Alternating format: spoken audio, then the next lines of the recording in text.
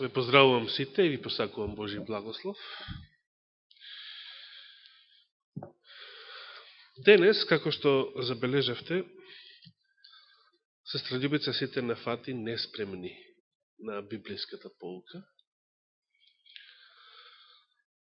затоа што македонската мисија ја сгреши,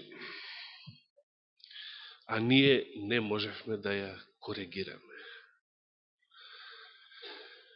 Сега, дали се сеќавате кога некогаш, а обично тоа беше во школските денови, нели?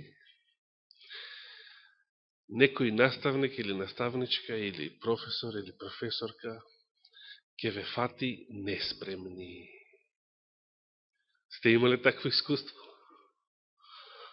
Да? Да. Како се чувствувавте во таква ситуација? Мислам, ова сабајле не беше ништо, се разбира. Ама нема крие, веќе си прозван, треба да станеш. Што е, Сенета?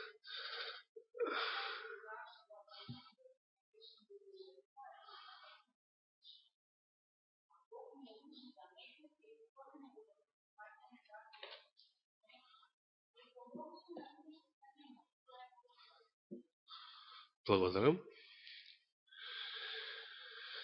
Што мислите, зашто Господ, освен ова што го кажа Сенета, зашто, иако тоа не било никош пријатно искуство, зборувам за тие училишни испрашувања, да бидете фатени неспремни,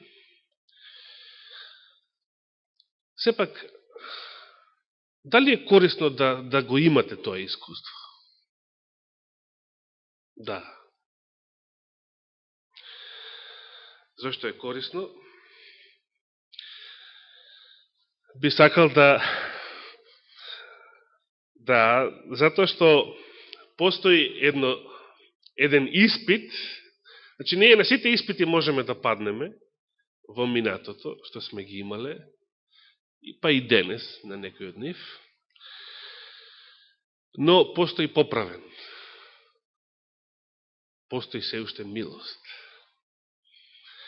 Но во Библијата постои еден испит за кој што Господ сака да не подготви, и ако таму бидеме неспремни, тука нема поправен. Да прочитаме за што станува збор. Прво ќе отвориме во еден старозаветен стих, последната книга од Стариот Завет, книгата на пророкот Малахија, 3 глава, 1 стих. Познати зборови.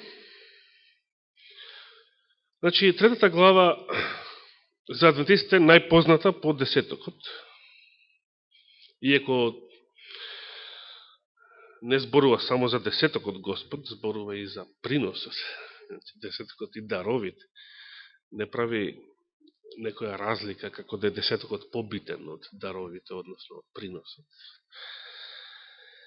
Меѓутоа, првиот стих од оваа глава всушност е најбитниот. Би сакал да го прочитаме. Малахија, 3 глава, 1 стих. Видите што му било речено на израелскиот народ скоро 4 века пред Христа. И ете, и јас ќе го испратам гласникот свој, и тој ќе го приготви патот пред мене. За кого се однесува ова? За Јован или за Исус? Добро, размислувајте. Вториот дел стихот е битен. И ненадејно ќе дојде во храмот свој Господ, кого го барате, и ангелот на заветот, кого вие го пожелувате. Ете, тој доаѓа, вели Господ Саваот. Кој е тука најбитниот збор од целиот стих? Да, ненадејно. Ненадејно ќе дојде во храмот свој Господ. Дали се исполниле овие зборови? Кога се исполниле овие зборови? Израелскиот народ бил предупреден дека оној кого тие го пожелуваат или го очекуваат, тука наречен Господ, кого го барате, и потоа што вели ангелот на заветот. Забележавте? Изгледате, Иеховините сведоци не го читаат овој стих. Секаде во Стариот Завет, кога се споменува ангелот на заветот, на кого се мисли? Се мисли на Божиот син, а тој овде е наречен Господ.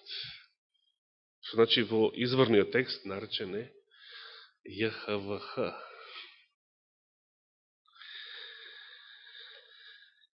Сепак кога Исус дошол и влегол во храмот, дали евреите го препознале? Дали го прифатиле? Кога прв пат Исус влегува во храмот? Се сеќаваме ли? Кога прв пат влегува, добро, како дете, 12 години, во ред, меѓутоа тоа беше незабележано. Така, кога им го растори бизнисот во храмот. Како сега, ајде да не споменуваме. Мислев да речем, како сега Русија што им го растора бизнисот со нафтава на Блискиот Исток. Не сакам да испадне дека правам идол од Русија или од некој друг, затоа сакав да не го споменам. Но, во својата јавна служба, на самиот почеток, во Јудеја, во Ерусалим, Господ доаѓа во храмот, не поканет се разбира, не најавен, и ги растура, ги испревртува сите маси. Може да замисли сите тие сребреници паѓаат долу во прав. Зема прачка во своите раце, не ги шиба луѓето со нив, со тоа, меѓутоа повеќе како знак на авторитет. Одеднаш настанува молк, целата таа гужва, целата таа пазарна галама престанува. И што се случило? Се исполнило пророштвото на Малахија. Господ дошол во својот храм ненадејно. Што мислите, како се чувствувале тогаш тие менувачи на парите?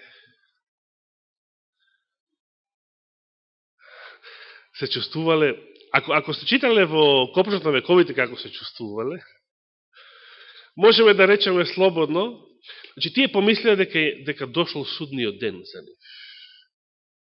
За сите нивни гревови, измами, бидејќи евреите уште тогаш мамеле на пари, како и денес.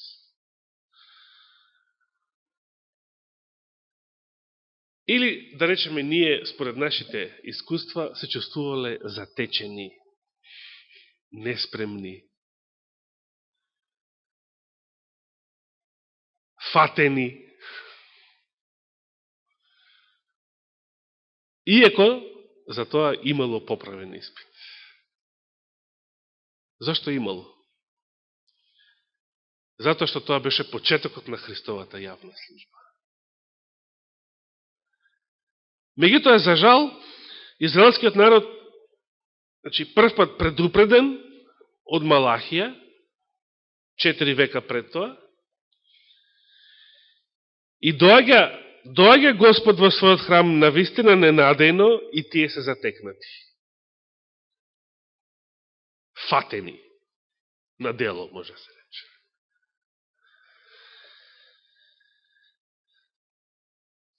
Три и пол години подоцна, што се случува? Се случува реприза. Зошто? Зошто Христос повторпат морал да го очисти храмот пред крајот на својата служба? Дали и тоа било ненадејно? Затоа што евреите не сакале да се покајат. Значи, тоа на што би било еднакво? Не сте научиле лекцијата, затекнати сте, неспремни сте, седи кец и сега замислите некој таков ученик, нема да учам, не сакам да го поправам кецот, не се слагам со тоа што добив кец, неправедно е тоа што добив кец, и така натаму, па да барам комисии, па не знам што, па судови, жалби, ама не. Евреите не го поправија кецот. Евреите не се покаја за своите дела. Затоа тогаш, при второто чистење на храмот, што им рече Господ? Да отвориме во Матеј, 23 глава.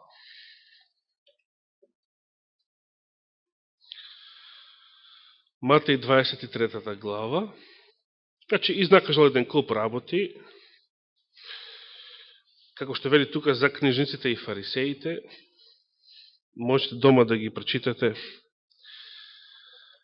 од првиот па до 28-иот, 29-иот стих. Сето тоа и понатаму дури продолжува,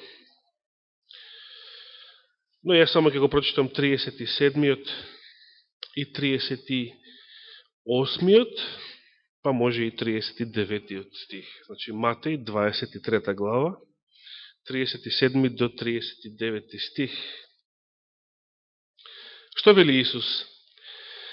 Ерусалиме, Ерусалиме. Значи, после сите овие критики што ги упатил, за книжниците, за фарисеите, породи, змиини, слеп фарисеју, измамници, грабеж, алчност, сето тоа, што не сакав да го читам сега. Гробови окречени, тука се наоѓа тој израз, исто така. И на крај вели, Ерусалиме, Ерусалиме, што ги убиваш пророците и со камења ги засипуваш испратените кај тебе.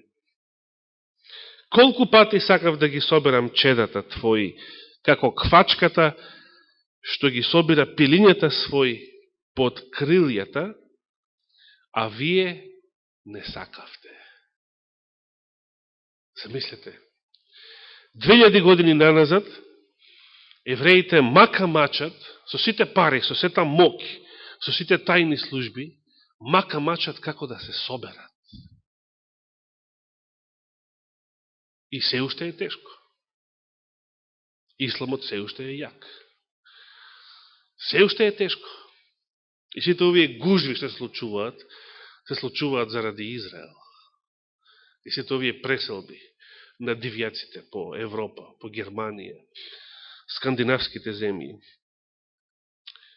Што е можно повеќе да се испразни од муслимани тој дел? Да може Израел да се прошири.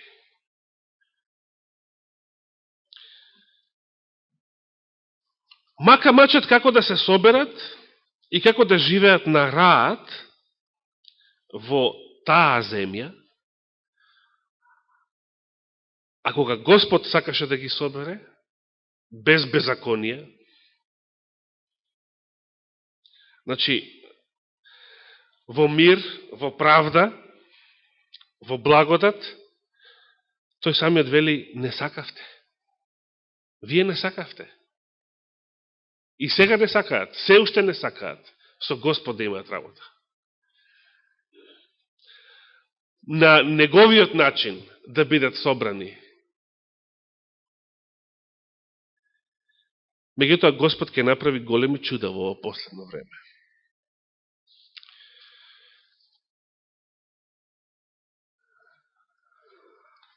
Сега веќе покојниот мисионер Роберт Виланд, овој ист текст од Малахија 3.1 го применил и на Адвентистичката црква. За кое време? За Генералната конференција во Минеаполис 1888 година.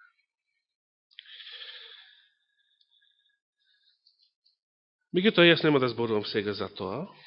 Би сакал да го нашето внимание да го насочиме кон ова последно време.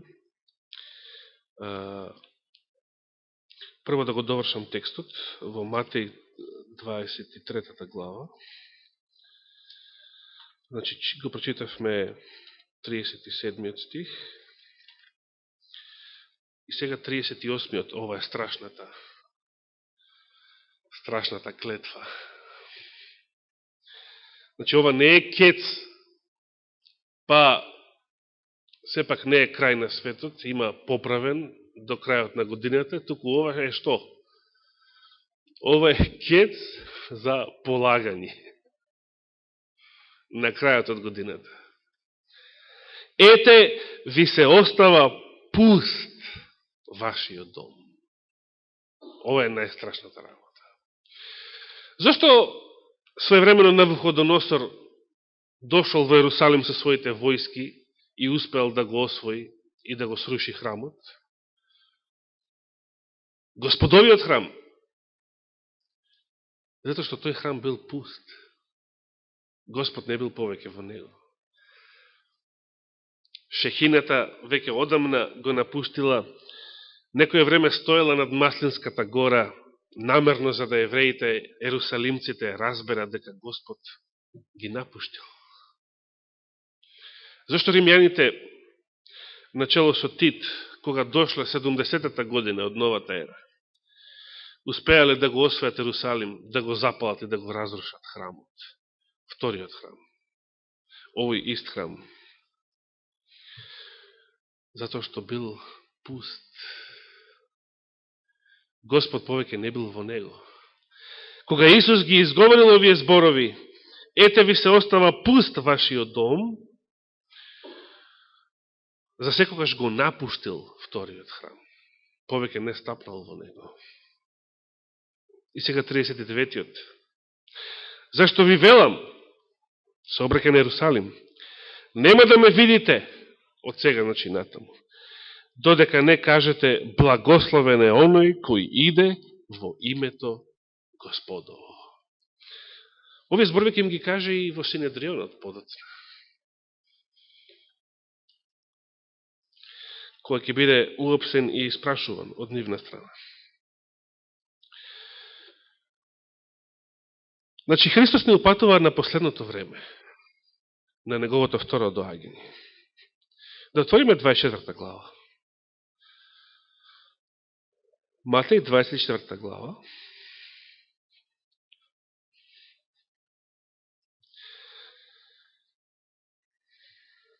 Да видиме.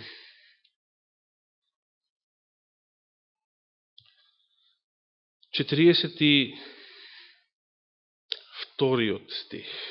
Прво. 42 стих. Го најдовте? Па така бидете будни. Зошто? Зашто не знаете во кој час ќе дојде вашиот Господ.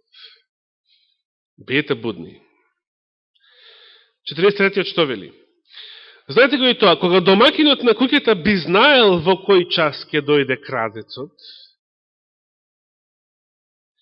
тој би останал буден и не би дозволил да му провалат во куќата. Колку проста вистина. Меѓутоа, дали постои домакин, освен ција се разбира, кој што однапред знае во кој час ќе му дојде крадецот, непријателот, джихадистичка ракета, авион и така натаму. Нормално не постои. И сега 44-тиот стих. Затоа и вие бидете будни или подготвени, Зашто Синот човечки доаѓа во часот кога не очекувате. Или, како вели тој превод, кога не мислите. Зашто во оној час во кој што не мислите, или не знаете, или не очекувате, ќе дојде Синот човечки. Се поставува прашање. Евреите беа предупредени 4 века пред Христа, во Малахија.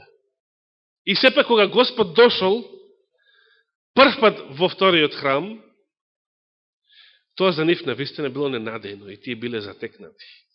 И фатени во грев, и фатени во беззаконие, фатени во своите измами и така натаму. Еве, Господ нас не предупредува, овие зборови се векови стојат запишани во Светото писмо, па сепак, кога тој ќе дојде по втор пат, дали христијаните ќе бидат затекнати и неспремни?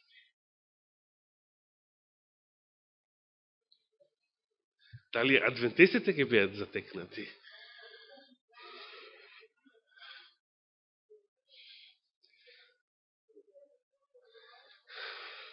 Много интересно прашање. Зошто се случува тоа?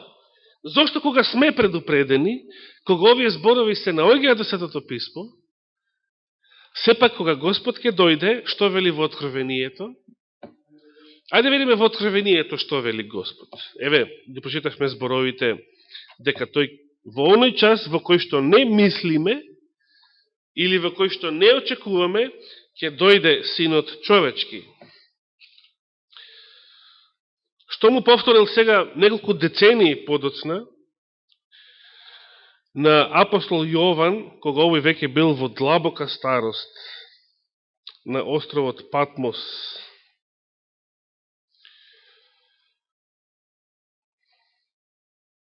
Што му вели во врска со своето доаѓање?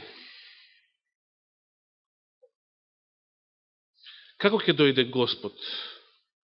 Како што ќе дојде Господ? Се сеќавате ли? Како крадец ќе дојде.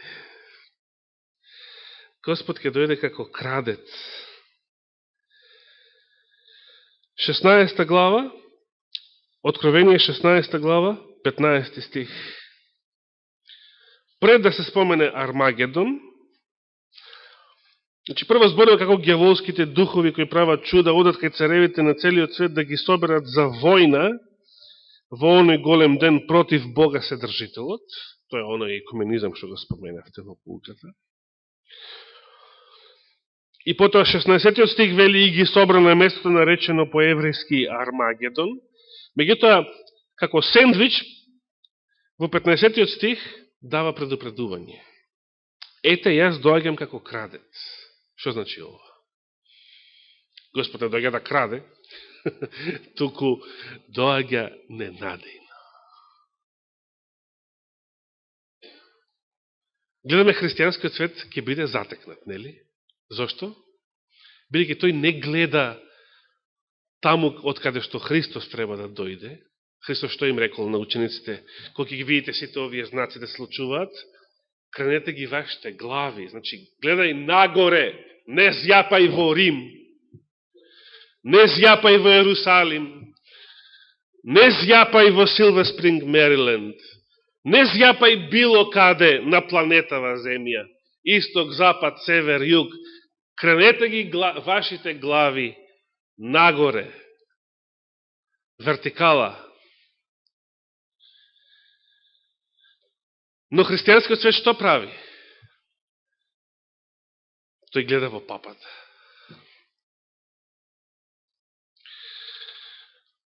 Или не мора кај него. Имаме еден куп лажни пророци. Имаме еден куп лажни Христоси. Разни са и баби и дедовци.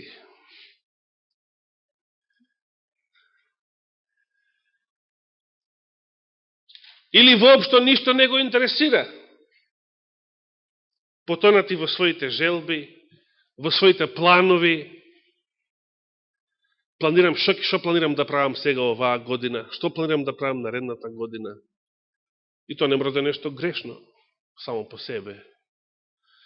Меѓутоа, што може да биде проблем? може да биде проблем да бидеме затекнати. Знаете, во големата борба, ако се сеќавате, ако не се сеќавате, тоа значи дека е време да ја прочитате одново, да се подсетите, да. И тоа прочитајте го најновиот превод, најдобриот до сега, на македонски јазик. Кога Вилијам Милер проповедал за второто Христово доаѓање, вели, многу проповедници од протестантските цркви, или популарните цркви, така ги нарекува Елена Вајд, во тоа време, се противиле на неговата порака и што велеле? Велеле нешто што е вистина, нешто што самиот Господ го кажува. А за тој ден и тој час никој не знае, освен Отецот. Според тоа не можеш ни ти, Вилијам Милер, да знаеш дека тој тогаш ќе дојде или било кога. Точно. Тоа што го зборувале со својата уста било вистина. Меѓуто Елена Вајд вели, но Господ ги читал нивните срца. А што било во нивните срца? Дека тие не го сакале второто Христово доаѓање. Тие не сакале да го видат нивниот Господ. Замислете. Авторот на книгата Омега, тоа Луис Уолтон го опишал поинаку, вели, тогашните американски протестанти не сакале да го видат нивниот Господ, за кого пееле секоја недела сабајле. И го славеле, па не сакале да го видат да дојде. Проповедаме, замислете вака, проповедаме за Господ секоја сабота, го славиме, пееме за Господ, ама не сакаме да го видиме да дојде. Не сакаме да му ја видиме фацата да дојде. Зошто? Зашто ако дојде, ќе ни ги растори нашите планови, или ако дојде, се уште сме во греф, се уште сме неспремни, и сега замислете, а денеска постојат и лажни пророци од вашата црква, кои што ви велат, па ние стално ќе се грешиме додека Господ не дојде. Значи, бидете неспремни цело време. Немојте да ја учите лекцијата.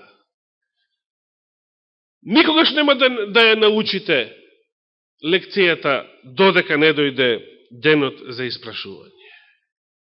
Немојте да знаете. Во превод, бидете неспремни. Спиите.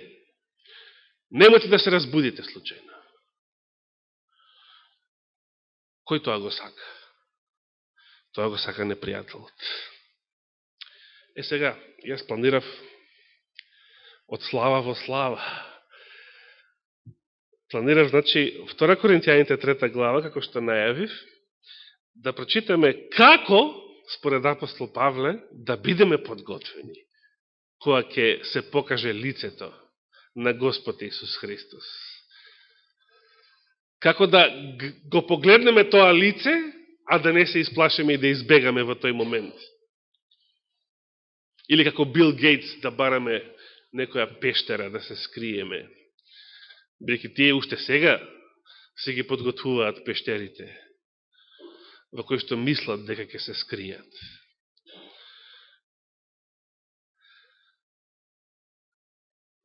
Ќе остане, значи, за следната сабота. Да. Бидејќи времето и така беше помалку за проповета, а и сега е малку изминато. Но подобро е за вас, имате уште цела недела за да си ја прочитате дома 2 Коринтијаните 3 глава и размислувајте за неа. Нека му е фала и слава на Господа. Амин.